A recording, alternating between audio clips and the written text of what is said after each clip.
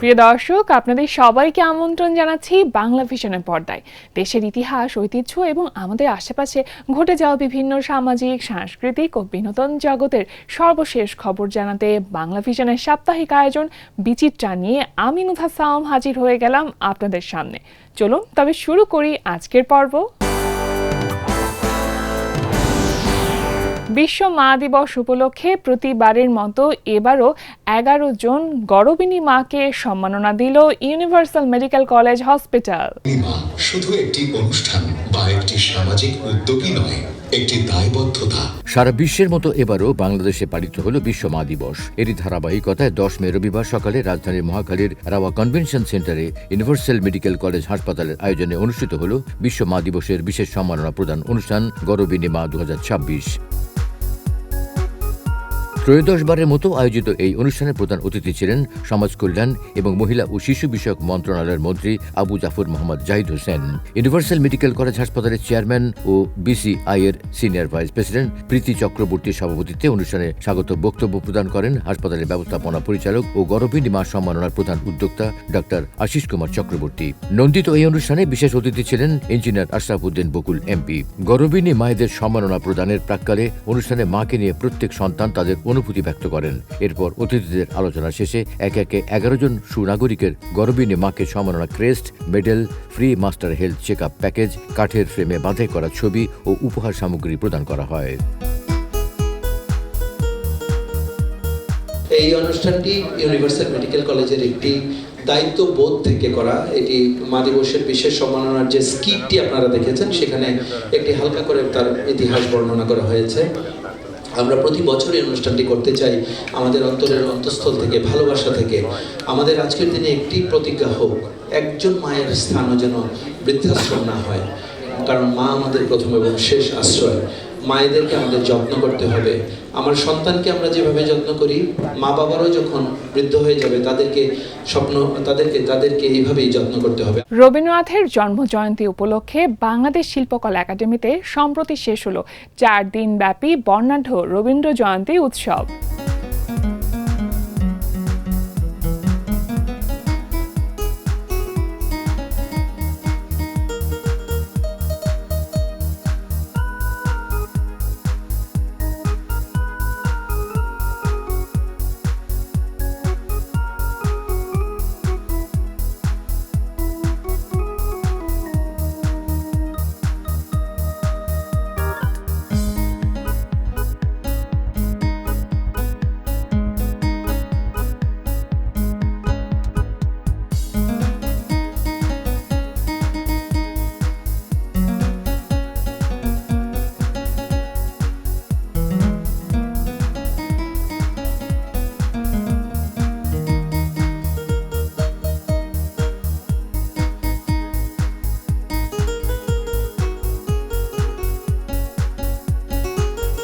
বিশ্বজুড়ে যেখানে যুদ্ধ, সহিংসতা, রাজনৈতিক টানাপোড়েন এবং মানবিক বিপর্যয়ের ছায়া পড়ে, সেখানে শান্তি ও সম্প্রীতির আহ্বান করেন কবি ও সাহিত্যিকরা।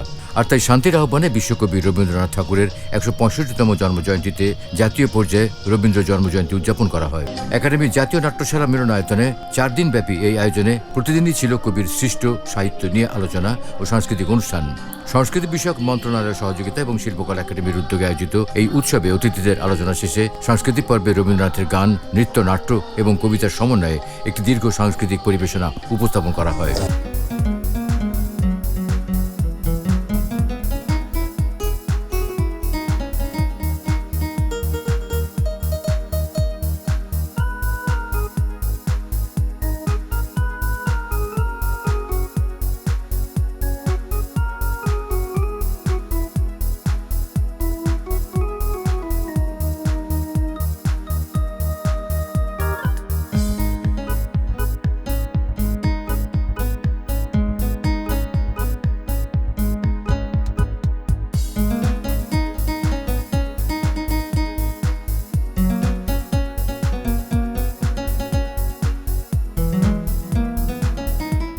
সরকার এসেছে এবং নতুন সরকারের বিভিন্ন উদ্যোগকে আমরা দেখতে পাচ্ছি।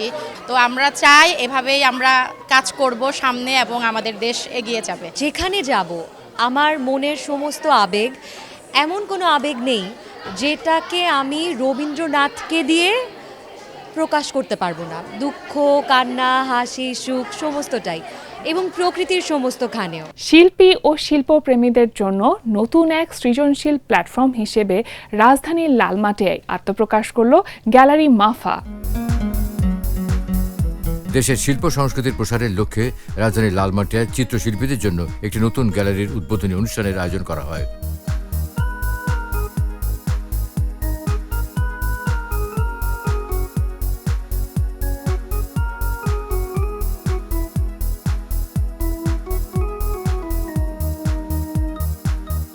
মে শুক্রবার বিকেলে ফুলে মোড়ানো ফিতা কেটে গ্যালারি মাফার আনুষ্ঠানিক উদ্বোধন করেন অতিথিরা। এ সময় উপস্থিত ছিলেন শিল্পী হাশেম খান, রফিকুন নবী, মনিরুল ইসলাম, আব্দুস সাত্তার, বীরেন সোম, আবুল বারাক আলভি, ফরিদা জামান, মুস্তাফিজুল হক সহ অনেকেই।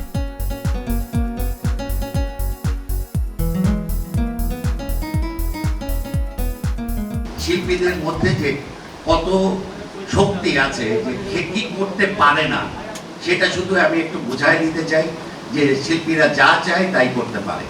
আমরা আগামী প্রজন্মকে তৈরি করতে চাই, এই দেশকে, এই সমাজকে যদি আমাদের পরিবর্তন করতে হয়, আমি মনে করি এই শিশুদের এডুকেটেড করা ছাড়া আমাদের বিকল্প কোনো রাস্তা নেই। শিশুরা স্বাধীনভাবে তাদেরকে চিন্তা করতে দিতে হয়, এবং তাদেরকে যদি অনেক কিছু পরীক্ষা করা হয়েছে যে অক্ষর জ্ঞান দেওয়ার আগে যদি রং তুলি দেওয়া হয়, কাগজ দেওয়া হয়, কাদামাটি দেওয়া হয়, প্লাস্টার অফ প্যারিস দেওয়া হয়, পেন্সিল দেওয়া হয়, কিছু না দিল শিশু যদি কিছু পায় মেঝেতে দেয়ালে আঁকা, এবং এর মাধ্যমে শিশু যে বড় হচ্ছে সে একটা সুনাগরিক হচ্ছে। বাচ্চাদের ছবি আঁকা আর্টিস্ট হওয়ার জন্য তা না। আমাদের আগে নিশ্চয় বলছিলেন আমাদের একমাত্র ক্রাইটেরিয়া এথিক অ্যান্ড অ্যাস্থেটিক, এই দুইটা ছাড়া মানে মানুষের যে কি অবস্থা ওই মানুষকে ঠিকভাবে বলা হবে। মুস্তাফিজ বাচ্চাদের দিয়ে বহু আগের থেকে কাজ করছে। তো মুস্তাফিজ এই নতুন আর একটা যাত্রা শুরু করলো, আমি তার সাফল্য কামনা করছি। সাফল্য কামনা করার দরকার নেই, সাফল্য সফল করবেই, এটা আমি জানি। তবুও বলতে হয় বলে বললাম, সাফল্য কামনা করছি। গ্যালারি সুন্দরভাবে চলুক। উদ্বোধন শেষে এ গ্রেটফুল বিগিনিং শিরোনামে একটি আর্ট এক্সিবিশনের আয়োজন করা হয়। উদ্বোধনী প্রদর্শনীতে দেশের প্রবীণ ও নবীন মিলিয়ে 44 জন শিল্পী শিল্পকর্ম এখানে স্থান পেয়েছে। এতে প্রয়াত ও সমকালীন খ্যাতিমান শিল্পীদের পাশাপাশি রয়েছে শিশু কিশোরদের আঁকা চিত্রকর্ম। প্রবীণ, নবীন, প্রথিতযশা ও উদীয়মান সকলের মেলবন্ধনে এক অপূর্ব ছন্দ ও সুরের ঐক্যতান তৈরি হয়েছে গ্যালারিতে। সবার জন্য উন্মুক্ত এই প্রদর্শনী চলবে 22 মে পর্যন্ত।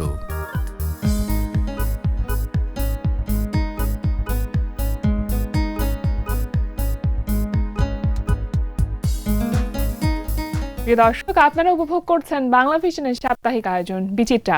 সময় হলো ছোট্ট একটি বিজ্ঞাপন বিরতি। বিরতির পর বিনোদন জগতের বেশ কিছু খবর নিয়ে ফিরে আসছি কিছুক্ষণের মধ্যেই, সাথে থাকুন। প্রিয় দর্শক, বিরতির পর আপনাদের সবাইকে আরও একবার স্বাগত জানাচ্ছি বাংলা ভিশনের সাপ্তাহিক আয়োজন বিচিত্রায়। চলুন তবে জেনে নেওয়া যাক বাকি খবরগুলো। বিশ্বকবি রবীন্দ্রনাথ ঠাকুরের জন্ম জয়ন্তী উপলক্ষে বিশ্ব শান্তির আকুতি নিয়ে রাজধানীর ছায়ানটে অনুষ্ঠিত হলো 2 দিন ব্যাপী বর্ণাঢ্য রবীন্দ্র উৎসব।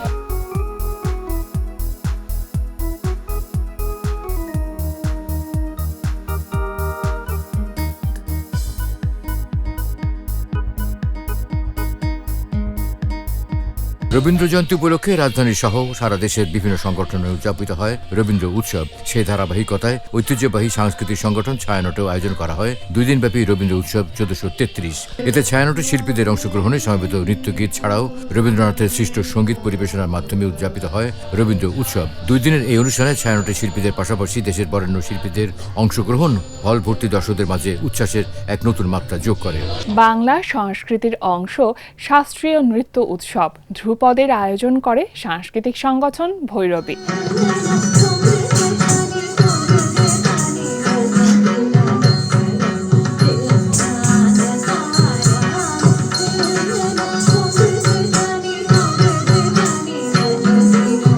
11 মে সোমবার সন্ধ্যায় বাংলাদেশ শিল্পকলা একাডেমির স্টুডিও থিয়েটার হলে প্রথমবারের মতো ভৈরবী আয়োজন করে শাস্ত্রীয় নৃত্যের 5 ঘরানা নিয়ে শাস্ত্রীয় নৃত্য উৎসব ধ্রুপদ।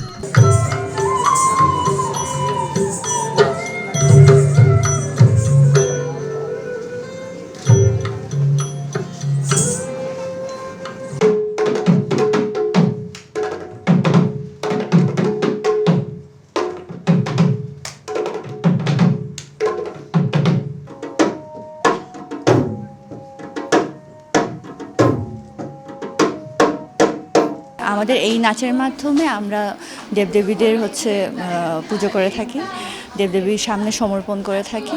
আর এই নাচের মূল কাহিনী হচ্ছে গিয়ে আমাদের সৃষ্টি, পৃথিবীর সৃষ্টি থেকে শুরু করে মানব জীবন সৃষ্টি সব কিছুই আমরা এই নাচের মাধ্যমে, নাচের মুদ্রার মাধ্যমে আমরা প্রকাশ করে থাকি। আজকে পারফর্ম করছি মণিপুরি পুংচলম। আমার জীবনের জন্ম থেকে মৃত্যু পর্যন্ত প্রতিটি ক্ষেত্রে আমাদের এই মৃদঙ্গ ইউজ করা হয়। এটা আমাদের সংকীর্তনের প্রধানতম একটা যন্ত্র।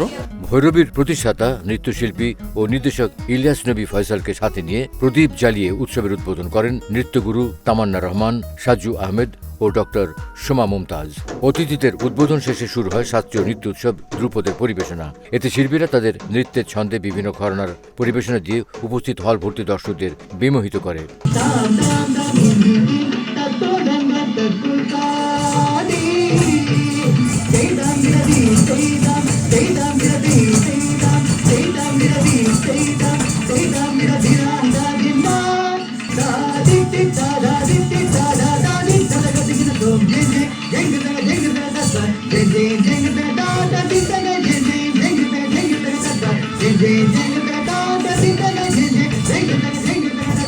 আমি করছি বাসন্তী লানা। এটার রাগ হচ্ছে বসন্ত এবং তাল হচ্ছে আদি তাল। বাসন্তী লানাটা মূলত নাচের শেষের দিকে করা হয়। বিশ্ব মা দিবস উপলক্ষে মায়েদের প্রতি শ্রদ্ধা জানিয়ে ধানমন্ডি শফিউদ্দিন শিল্পালয়ে আয়োজন করা হয় একটি দলীয় চিত্র প্রদর্শনী। মধুর আমার মায়ের হাসি চাঁদের মুখে ঝরে, মাকে মনে পড়ে আমার, মাকে মনে পড়ে। হ্যাঁ, সকল মাকে মনে করেই মা দিবসে জলকন্যা 6 দিন ব্যাপী আয়োজন করেছে যৌথ চিত্র প্রদর্শনী সব নারীতেই মা। 10 মে রবিবার বিকেলে রাজধানীর শফিউদ্দিন শিল্পালয়ে চিত্রকর্ম প্রদর্শনীটির উদ্বোধন করা হয়। শিল্পীদের সঙ্গে প্রদীপ প্রজ্বলনের মাধ্যমে চিত্র প্রদর্শনীর উদ্বোধন করেন অতিথিরা।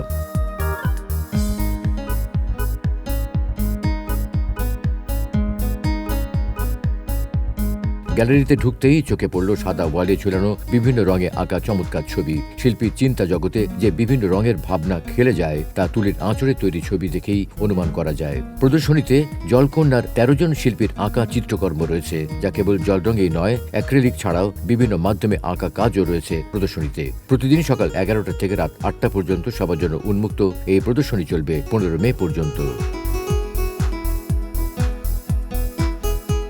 একটা মেয়ের মধ্যে যে নারী সুলভ আচরণ এবং এই নারীর ভেতরে যে একটা মায়ের সত্তা, মূলত আমাদের পিটুইটারি গ্ল্যান্ডের থেকে প্রোলেক্টিন নামক যে হরমোনটা বের হয়, সেটা থেকে যে মাতৃত্ব বোধটা জাগে, তারপরেই তো তার ভেতরে সে যদি সন্তান জন্ম নাও দিয়ে থাকেন, তারপর তার ভেতরে একটা মাতৃত্ব বোধ উপস্থিত থাকে।